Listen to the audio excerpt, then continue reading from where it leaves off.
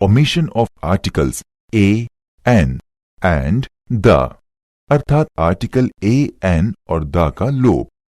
Rule number 1, जब church, table, school, college, hospital, market, prison, jail, court, mosque, university, bed आदि का प्रयोग मूल उद्देश्य का बोध कराने के लिए होता है, तब इनके नाम के पहले किसी भी आर्टिकल का प्रयोग नहीं किया जाता। किंतु सर्वप्रथम हमें समझना है कि मूल उद्देश्य का तात्पर्य क्या है। उत्तर स्वरूप हम ये कह सकते हैं कि चर्च का मूल उद्देश्य है प्रार्थना करना, स्कूल का मूल उद्देश्य है शिक्षा प्रदान करना, हॉस्पिटल का मूल उद्देश्य है मरीजों को ठीक करना, जेल का मूल उद्देश्य है अपराधियों को कैद में रखना आदि। जैसे the culprit was sent to jail. यहां पर जेल एक नाउन है जो ये दर्शाता है कि यहां पर अपराधियों को कैद में रखा जाता है, अर्थात ये मूल उद्देश्य को बताता है कि किसी भी अपराधी को जेल भेजा जाना चाहिए। इसलिए जेल के पहले आर्टिकल का प्रयोग नहीं किया जाता है। इसी प्रकार my son used to go to school, अर्थात मेरा बेटा स्कूल जाया करता था। I learned Urdu at school, अर्थात मैंने उर्दू स्कूल से सीखा। यहां पर भी सीखने का काम स्कूल में ही किया जा रहा है, क्योंकि स्कूल का काम ही है सिखाना या शिक्षा देना। अतः ये अपने मूल उद्देश्यों को पूरा करता है। The patient was admit in hospital, अर्थात मरीज अस्पताल में भर्ती था। यहां पर भी अस्पताल का मूल उद्देश्य है मरीजों को भर्ती करके उन्हें ठीक करना। अतः इन सभी के पहले आर्टिकल द या ए या एन का प्रयोग नहीं किया जाएगा। लेकिन जब इन शब्दों का प्रयोग निश्चित स्थान, मकान या दूसरे उद्देश्यों के लिए किया जाए तब द का प्रयोग होता है। जैसे I went to the school to meet the headmaster, अर्थात मैं हेडमास्टर साहब से मिलने स्कूल गया। स्कूल का मूल उद्देश्य शिक्षा देना है, लेकिन मैं प्रधानाचार्य से मिलने के लिए स्कूल गया। इसमें मेरा उद्देश्य शिक्षा से न होकर केवल प्रधानाचार्य से मिलना था। अतः यहां पर मेरा स्कूल जाने का उद्देश्य अलग है, इसलिए स्कूल के पहले आर्टिकल द का प्रयोग किया जाएगा। ठीक इसी प्रकार से the school is before the hospital, the children were fighting on the bed. परंतु जब स्कूल या कॉलेज आदि का प्रयोग काउंटेबल नाउन के रूप में हो तब इसके पहले ए या एन का प्रयोग करते हैं। जैसे there is a university in my district, अर्थात मेरे जिले में एक विश्वविद्यालय है। यहां पर यूनिवर्सिटी एक काउंटेबल नाउन के रूप में आया है, अतः इसके पहले ए का प्रयोग करना निश्चित है। ठीक इसी प्रकार there is a hospital in front of my house, अर्थात मेरे घर के सामने एक अस्पताल है। रूल नंबर 2, आर्टिकल द का प्रयोग headlines, telegrams, notice, lists, outlines में नहीं होता है तथा इसका प्रयोग पैरेलल स्ट्रक्चर्स यानी समानांतर बनावट में भी नहीं होता है। जैसे 10,000 people were killed in fallen स्ट्रोम, अर्थात 10,000 लोग फेलन तूफान में मारे गए। रिजल्ट विल कम टुमारो, अर्थात परिणाम कल आएगा। रूल नंबर 3, कुछ ऐसे नाउन्स भी हैं जिनके पहले एट का प्रयोग होने पर किसी भी आर्टिकल का प्रयोग नहीं होता है। जैसे एट द वॉर गलत है तथा इसका शुद्ध रूप होगा एट वॉर। ठीक इसी प्रकार एट द प्ले की जगह at play, at the first की जगह at first, at the least की जगह at least, at the work की जगह at work, at the hand की जगह at hand, at a last की जगह एट लास्ट आदि का प्रयोग किया जाता है। रूल नंबर 4, ऑन के बाद आने वाले नाउन्स के पहले किसी भी आर्टिकल का प्रयोग नहीं किया जाएगा। ऑन ड्यूटी की जगह ऑन द ड्यूटी या ऑन अ ड्यूटी नहीं होता है, अतः ऑन ड्यूटी ही सही है।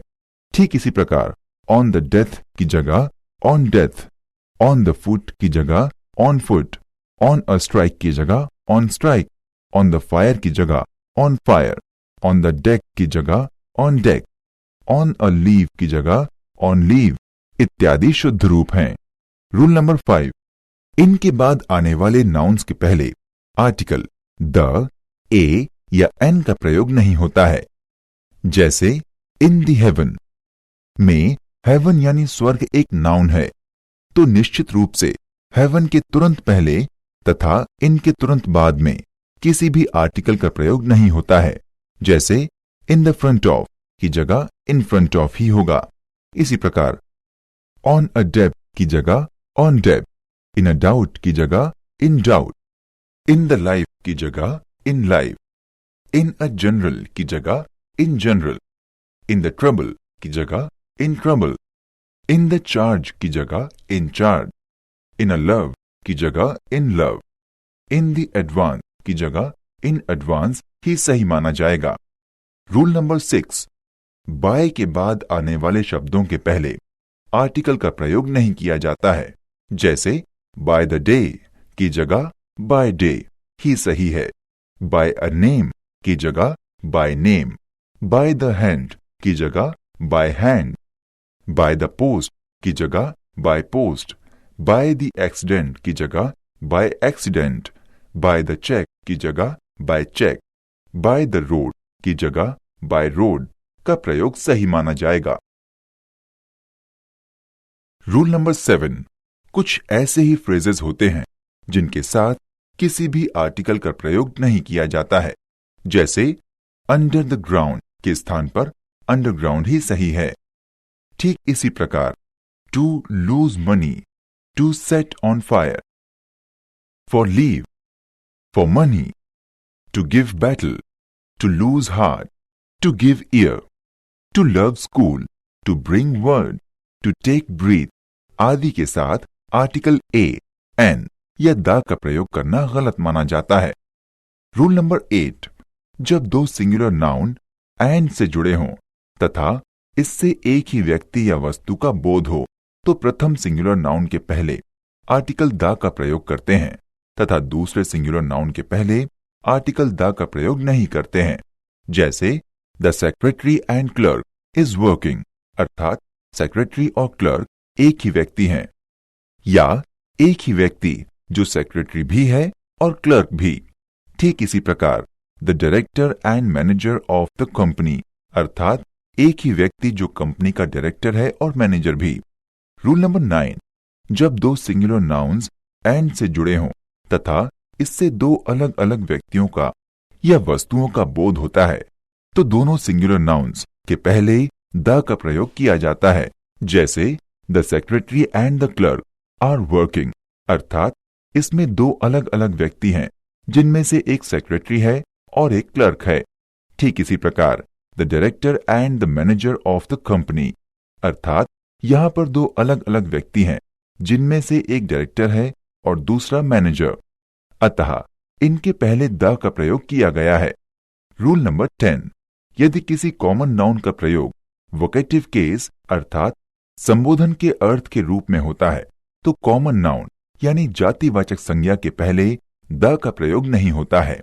जैसे जस्ट गो फ्रेंड, वाक्य में फ्रेंड वोकेटिव केस के अर्थ में प्रयुक्त हुआ है, अतः इसके पहले कोई आर्टिकल नहीं लगेगा। रूल नंबर 11, जब टर्न का प्रयोग बिकम के अर्थ में हो तब इसके बाद प्रयुक्त नाउन के पहले आर्टिकल का प्रयोग नहीं किया जाता है। जैसे राम टर्न्ड म्यूजिशियन, अर्थात राम संगीतकार हो गया है। यदि हम कहें कि राम टर्न्ड अ म्यूजिशियन तो गलत होगा।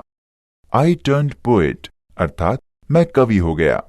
यहां पर भी टर्न का प्रयोग होने के अर्थ में प्रयुक्त हुआ है, लेकिन जब टर्न का प्रयोग बिकम के अर्थ में ना होकर अन्य अर्थ में हो तो इसके बाद प्रयुक्त नाउन के पहले द का प्रयोग किया जाता है। जैसे ही turned the table before me, अर्थात उसने टेबल को मेरे सामने कर दिया। She turned the fan outside, अर्थात उसने पंखे को बाहर की ओर कर दिया।